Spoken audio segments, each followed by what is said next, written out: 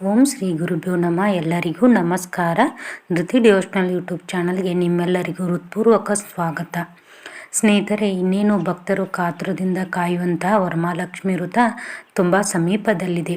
ಪ್ರತಿ ವರ್ಷ ಶ್ರಾವಣ ಮಾಸದ 2ನೇ ಶುಕ್ರವಾರ ಈ ಪವಿತ್ರ ವ್ರತವನ್ನು ನಾವೆಲ್ಲರೂ ಸಡಗರದಿಂದ ಆಚರಿಸುತ್ತೇವೆ. 2026ರಲ್ಲಿ ಆಗಸ್ಟ್ 21 ಶುಕ್ರವಾರ ವರಮಹಾಲಕ್ಷ್ಮಿ ವ್ರತ ಬಂದಿದೆ. ಈ ದಿನ ಮಹಾಲಕ್ಷ್ಮೀ ದೇವಿಯನ್ನು ಭಕ್ತಿಯಿಂದ ಪೂಜಿಸಿದರೆ ಅಷ್ಟೈಶ್ವರ್ಯ, ಆರೋಗ್ಯ, ನೆಮ್ಮದಿ, ಧನಧಾನ್ಯ, ಕುಟುಂಬದಲ್ಲಿ ಸುಖ ಶಾಂತಿ ಹಾಗೂ ದೇವಿಯ ವಿಶೇಷ ಅನುಗ್ರಹ ದೊರೆಯುತ್ತದೆ. ಸ್ನೇಹಿತರೆ, ಸಾಮಾನ್ಯವಾಗಿ ಅನೇಕ ಮನೆಗಳಲ್ಲಿ ಕಳಶ ಸ್ಥಾಪನೆ ಮಾಡಿ ಮಹಾಲಕ್ಷ್ಮಿಯನ್ನು ಆವಾಹನೆ ಮಾಡಿ ವಿಶೇಷವಾಗಿ ಪೂಜೆ ಮಾಡುತ್ತಾರೆ. ಆದರೆ ಎಲ್ಲರ ಮನೆಯಲ್ಲೂ ಕಲಶ ಸ್ಥಾಪನೆ ಮಾಡುವ ಸಂಪ್ರದಾಯ ಇರುವುದಿಲ್ಲ. ಕೆಲವರಿಗೆ ಪೂಜೆ ಮಾಡುವ ವಿಧಾನ ಸಹಿತ ತಿಳಿದಿರುವುದಿಲ್ಲ. ಅಂಥವರು ಚಿಂತಿಸುವಂತಹ ಅಗತ್ಯವೇ ಇಲ್ಲ. ಇಂದು ಕಲಶ ಸ್ಥಾಪನೆ ಮಾಡದವರು ಸಹ ಅತ್ಯಂತ ಸರಳವಾಗಿ ಮತ್ತು ಶಾಸ್ತ್ರೋಕ್ತವಾಗಿ ವರಮಹಾಲಕ್ಷ್ಮಿ ವ್ರತವನ್ನು ಹೇಗೆ ಆಚರಿಸಬಹುದು ಎಂಬುದನ್ನು ಹಂತ ಹಂತವಾಗಿ ಇವತ್ತಿನ ವಿಡಿಯೋದಲ್ಲಿ ಹೇಳ್ತಾ ಇದ್ದೀನಿ. ಮೊದಲನೇದಾಗಿ ನಾವು ಪೂಜೆ ದಿನ ಬೆಳಿಗ್ಗೆ ಸಾಧ್ಯವಾದಷ್ಟು ಬೇಗ ಎದ್ದು ಸ್ನಾನ ಮಾಡಿ ಶುಭ್ರವಾದ ಬಟ್ಟೆಯನ್ನು ಧರಿಸಬೇಕು. ಮಹಿಳೆಯರು ಸಾಧ್ಯವಾದರೆ ಕೆಂಪು, ಹಳದಿ ಅಥವಾ ಹಸಿರು ಬಣ್ಣದ ಸೀರೆಯನ್ನು ಧರಿಸಿದರೆ ಶುಭವಾಗುತ್ತದೆ. ನಂತರ ದೇವರ ಮನೆಯನ್ನು ಮಾತ್ರವಲ್ಲದೆ ಇಡೀ ಮನೆಯನ್ನು ಸ್ವಚ್ಛಗೊಳಿಸಬೇಕು.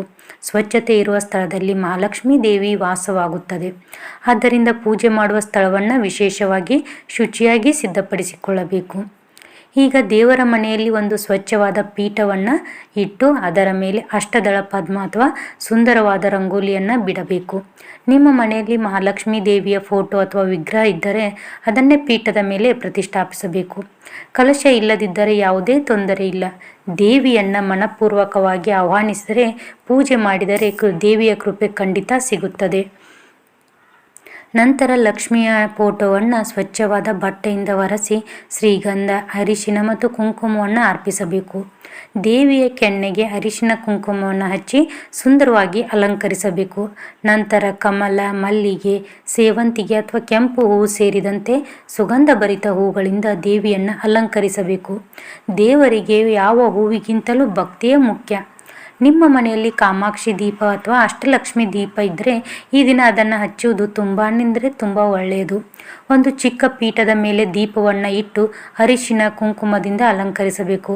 ಸಾಧ್ಯವಾದರೆ ತುಪ್ಪದಿಂದ ದೀಪ ಹಚ್ಚಿ, ಇಲ್ಲವಾದರೆ ಎಳ್ಳೆಣ್ಣೆ ಅಥವಾ ಕೊಬ್ಬರಿ ಎಣ್ಣೆಯಿಂದಲೂ ದೀಪ ಹಚ್ಚಬಹುದು. ಜೊತೆಗೆ ಲಕ್ಷ್ಮಿಯ ಫೋಟೋದ ಎರಡೂ ಬದಿಯಲ್ಲಿ 2 ದೀಪಗಳನ್ನು ಕೂಡ ಸಿದ್ಧಪಡಿಸಬೇಕು. ದೀಪ ಹಚ್ಚುವಾಗ ಸಾಧ್ಯವಾದಷ್ಟು ಬೆಂಕಿ ಕಡ್ಡಿಯಿಂದ ನೇರವಾಗಿ ಹಚ್ಚದೆ ಈಗಾಗಲೇ ಹೊತ್ತಿರುವ ದೀಪದಿಂದ ಅಥವಾ ಊದುಬತ್ತಿಯ ಸಹಾಯದಿಂದ ಹಚ್ಚಬೇಕು. ದೀಪವು ಅಜ್ಞಾನವನ್ನು ದೂರ ಮಾಡುವ ಜ್ಞಾನದ ಸಂಕೇತ. ದೀಪ ಬೆಳಗುವುದರಿಂದ ಮನೆಯಲ್ಲಿರುವ ನಕಾರಾತ್ಮಕ ಶಕ್ತಿ ದೂರವಾಗಿ ಸಕಾರಾತ್ಮಕ ಶಕ್ತಿ ಹೆಚ್ಚುತ್ತದೆ. ಯಾವುದೇ ಪೂಜೆ ಮಾಡುವ ಮೊದಲು ವಿಘ್ನ ವಿನಾಶಕ ಶ್ರೀ ಗಣೇಶನನ್ನು ಸ್ಮರಿಸುವುದು ಅತ್ಯಂತ ಮುಖ್ಯ. ಆದ್ದರಿಂದ ಮೊದಲು ಗಣಪತಿಗೆ ಹೂವು, ಅರಿಶಿನ, ಕುಂಕುಮ ಅರ್ಪಿಸಿ ಪ್ರಾರ್ಥನೆ ಮಾಡಬೇಕು. ನಂತರ ಮಹಾಲಕ್ಷ್ಮೀ ದೇವಿಯ ಪೂಜೆಯನ್ನು ಆರಂಭ ಮಾಡಬೇಕು. ಈಗ ದೇವಿಯ ಮುಂದೆ 2 ತಟ್ಟೆಗಳನ್ನು ಸಿದ್ಧಪಡಿಸಿ. ಮೊದಲ ತಟ್ಟೆಯಲ್ಲಿ ವೀಳ್ಯದೆಲೆ, ಅಡಿಕೆ, ಅರಿಶಿನ, ಕುಂಕುಮ, ಬಳೆಗಳು, ಸಾಧ್ಯವಾದರೆ ಸೀರೆ ಅಥವಾ ಬ್ಲೌಸ್ ಪೀಸ್ ಇಡಿ. 2ನೇ ತಟ್ಟೆಯಲ್ಲಿ 5 ವಿಧದ ಹಣ್ಣುಗಳನ್ನು ಇಡಿ. 5 ಹಣ್ಣುಗಳು ಸಾಧ್ಯವಾಗದಿದ್ದರೆ 3 ಹಣ್ಣುಗಳು ಅಥವಾ ಕನಿಷ್ಠ 1 ಬಾಳೆಹಣ್ಣಾದರೂ ಭಕ್ತಿಯಿಂದ ಅರ್ಪಿಸಬಹುದು. ದೇವರು ನಮ್ಮ ಭಕ್ತಿಯನ್ನು ಮಾತ್ರ ನೋಡುತ್ತಾನೆ. ಸಾಧ್ಯವಾದಷ್ಟು ನಿಮ್ಮ ಶಕ್ತಿಗೆ ತಕ್ಕಂತೆ ಹಣವನ್ನು ದೇವಿಯ ಮುಂದೆ ಇಡಿ.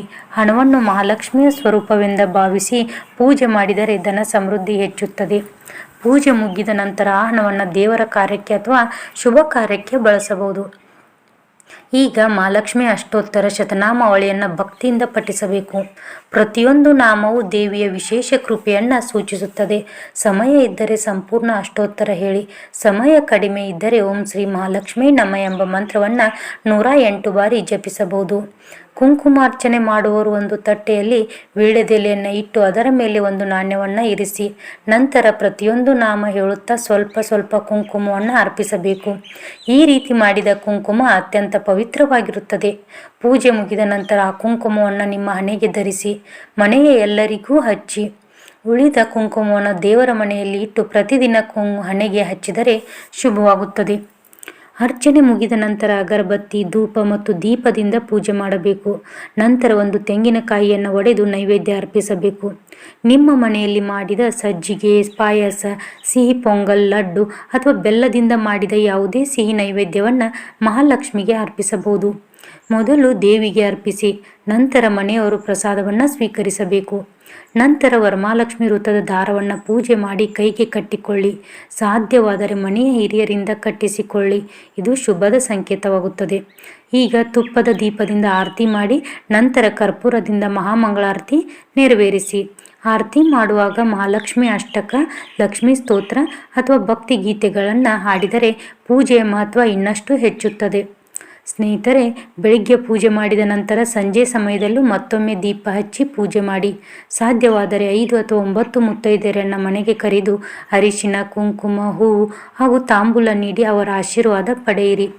ಇದು ವರಮಹಾಲಕ್ಷ್ಮಿ ವೃತ್ತದ ಪ್ರಮುಖ ಆಚರಣೆಗಳಲ್ಲಿ ಒಂದಾಗಿದೆ. ಕೊನೆಯಲ್ಲಿ ಕೆಂಪು ಆರತಿಯನ್ನು ಮಾಡಿ ದೇವಿಯ ದೃಷ್ಟಿಯನ್ನು ತೆಗೆದು ಆ ಕೆಂಪು ನೀರನ್ನು ರಸ್ತೆಯಲ್ಲಿ ಸುರಿಯದೆ ಯಾರೂ ತುಳಿಯದ ಸ್ಥಳದಲ್ಲಿ ಅಥವಾ ಗಿಡದ ಬುಡಕ್ಕೆ ಹಾಕಿ. ಕಲಶ ಸ್ಥಾಪನೆ ಮಾಡದವರು ಫೋಟೋವನ್ನು ಸ್ವಲ್ಪ ಬಲಭಾಗಕ್ಕೆ ಜರುಗಿಸಿದರೆ ಕದಲಿಸಿದಂತೆ ಪರಿಗಣಿಸಲಾಗುತ್ತದೆ. ನಂತರ ಮರುದಿನ ಭಕ್ತಿಯಿಂದ ಪೂಜಾ ಸಾಮಗ್ರಿಗಳನ್ನು ವಿಸರ್ಜನೆ ಮಾಡಬಹುದು. ಸ್ನೇಹಿತರೆ, ದೇವರಿಗೆ ಬೇಕಾಗಿರುವುದು ದುರ್ಬಾರಿ ಅಲಂಕಾರಗಳಲ್ಲ, ಶುದ್ಧ ಮನಸ್ಸು, ನಂಬಿಕೆ ಮತ್ತು ಭಕ್ತಿಯೇ ಮುಖ್ಯ. ಕಲಶ ಸ್ಥಾಪನೆ ಮಾಡದಿದ್ದರೂ ಸಹ ಭಕ್ತಿಯಿಂದ ಮಹಾಲಕ್ಷ್ಮಿಯನ್ನು ಪೂಜಿಸಿದರೆ ದೇವಿಯ ಕೃಪೆ ಖಂಡಿತ ದೊರೆಯುತ್ತದೆ. ಈ ವರಮಹಾಲಕ್ಷ್ಮಿ ವೃತ್ತ ನಿಮ್ಮ ಮನೆಗೆ ಅಷ್ಟೈಶ್ವರ್ಯ, ಆರೋಗ್ಯ, ನೆಮ್ಮದಿ, ಧನ ಸಮೃದ್ಧಿ ಮತ್ತು ಸುಖ ಶಾಂತಿಯನ್ನು ತರಲಿ ಎಂದು ಮಹಾಲಕ್ಷ್ಮಿ ತಾಯಿಯಲ್ಲಿ ಪ್ರಾರ್ಥಿಸೋಣ.